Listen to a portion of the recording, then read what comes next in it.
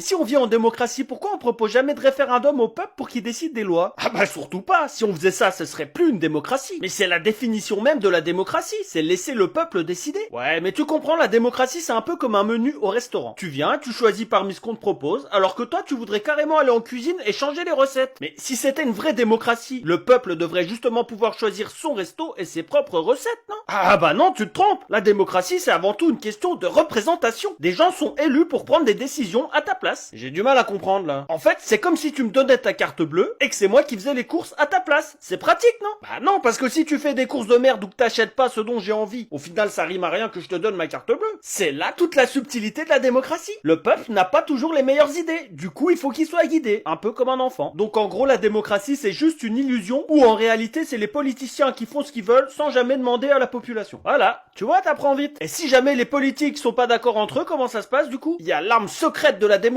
le 49.3, qui permet d'imposer n'importe quelle loi d'office. Mais du coup, si on impose une loi malgré les votes, c'est plus de la démocratie non plus. Eh bah si, puisque ça fait partie de la Constitution. Donc la Constitution de la démocratie permet de pouvoir imposer une loi malgré les votes. C'est compliqué tout ça. C'est pour ça que le peuple a besoin de politique. Le peuple est trop bête pour comprendre.